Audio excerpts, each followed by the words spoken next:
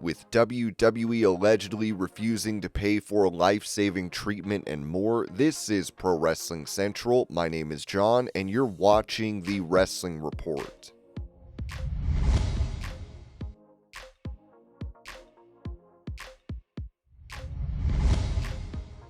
Touching on Adam Copeland, who has been off AEW television for almost a month, president of the company, Tony Khan, told Z100 New York, "I hope Adam Copeland has a lot more matches in AEW. He's a huge part of AEW. Adam's out filming right now. He's a huge star in AEW, and we love having Copeland here. I'm excited for him to be back in AEW very soon after this project is done. He's taking care of his business, and soon we'll have Copeland back taking care of business in the ring in AEW.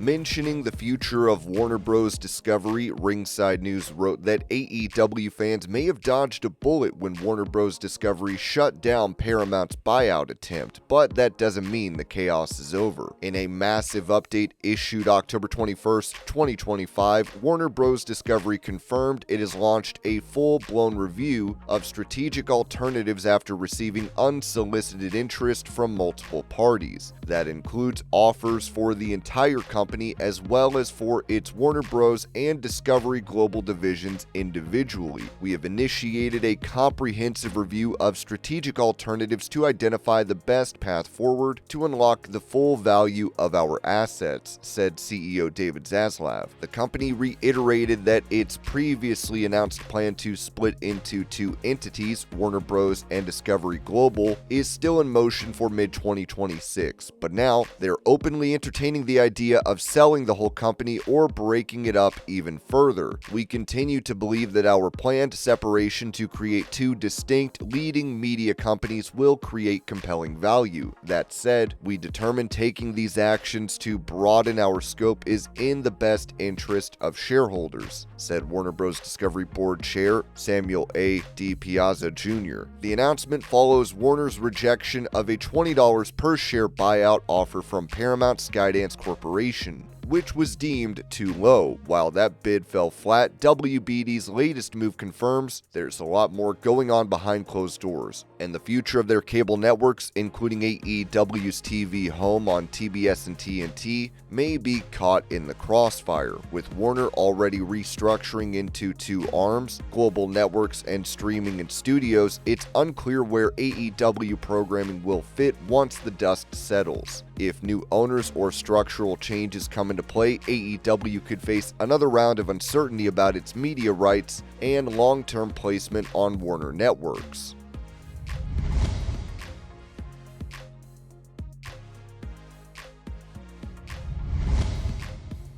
As Jacob Fatu is reportedly set for time off to have dental procedures, an update on his return to WWE was provided by Brian Alvarez on Wrestling Observer Live. They did an angle to get him out of the match with Drew McIntyre. He was laying in a pool of his own blood and teeth. There were teeth all over the place. He needs some sort of surgery, something involving his teeth. He will be back by Survivor Series weekend, so he's gonna be out for a while.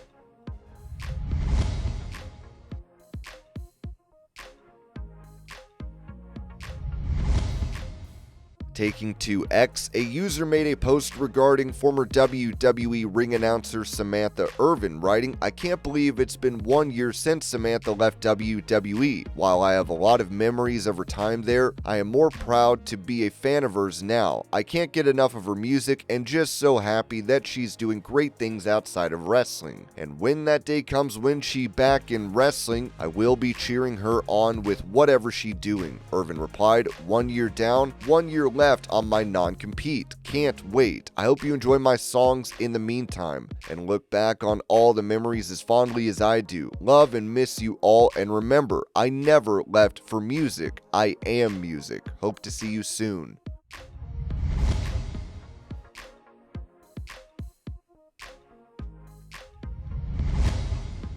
Addressing rumors of Chris Jericho returning to WWE after his AEW deal expires, former WCW star Ernest "The Cat" Miller said this on his podcast. "Ding dong, don't you know I have a lot of friends in the business, and I hear some things sometime that is not all correct yet, but is working in that direction from somebody who know better, who know the truth. So they're not just running off at the big mouth." So what I said is WWE signing a AEW release wrestler, and this is what I heard. I've been hearing all over the thing. I've heard it from him. I talked to him. He didn't say he's leaving right away.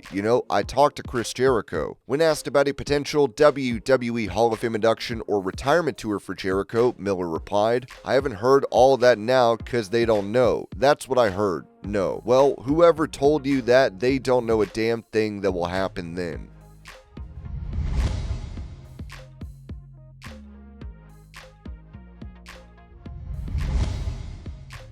Staying on this topic, AEW President Tony Khan was asked if Chris Jericho would be returning to programming soon, as he told Busted Open Radio, "Yeah, I love Chris Jericho. He's a huge part of AEW. He's been here since the beginning, and I think we'll see what happens here in the coming months, but Chris Jericho is always welcome. Big part of AEW we'd always want to have here. I absolutely am so grateful to Chris Jericho for everything he's done. You mentioned the AEW book. Looking at the history, well, Chris Jericho is a huge part of that history. The very first AEW World Champion, and somebody who's now a 9-time World Champion and has won several of those championships here with us. So I am very, very grateful to Chris, and Chris is always a very welcome, huge part of AEW.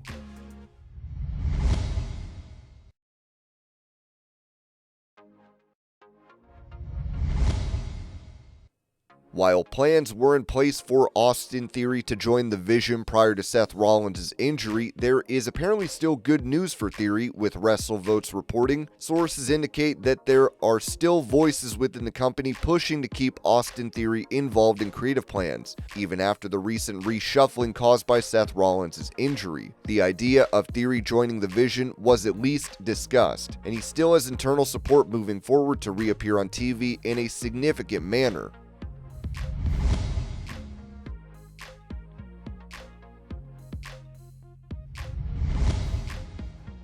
It appears that ESPN is losing money on their new streaming deal with WWE, as Dave Meltzer noted on Wrestling Observer Radio. If every month ends up kind of like this one, it's worth $35 million a year. Now, they're spending $325 million a year for $35 million a year of revenue coming from having these WWE events, which is a very bad number. That's why these companies are losing lots of money on this type of stuff, with the idea that down the road, when we get 50 million subscribers paying $30, we'll be able to afford all this. They are probably going to be more valuable to ESPN than UFC will be to Paramount. That's a $1.1 billion deal. That's going to be a giant money loser. This will be a big money loser too, just like Peacock was for WWE. WWE has managed to get itself in that position to where people are paying a lot to launch services based on these types of people, WWE, NBA, and all that. So it's good to be those people, but man, a lot of companies are losing a lot of money doing this business.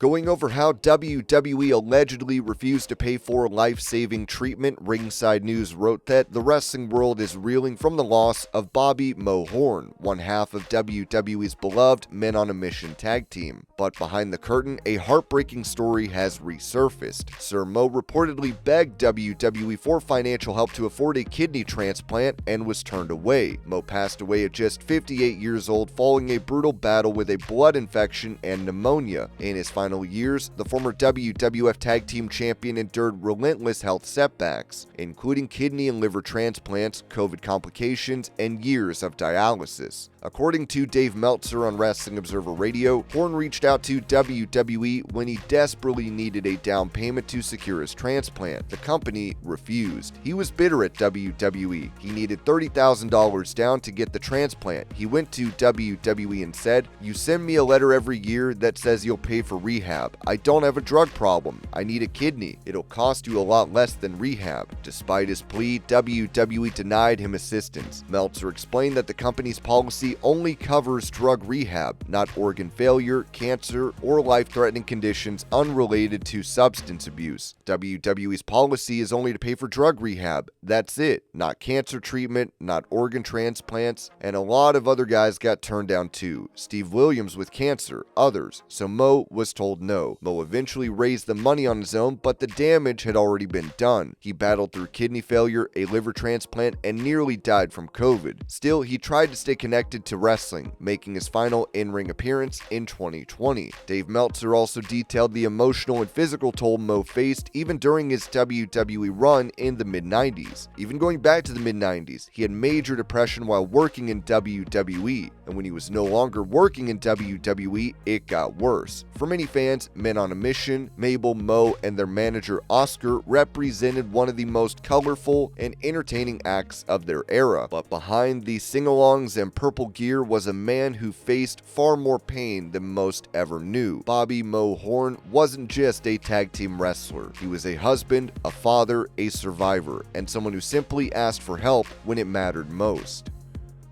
And this was your pro wrestling news update. I hope you're all having a great day. Thank you so much for watching, and I will see y'all later.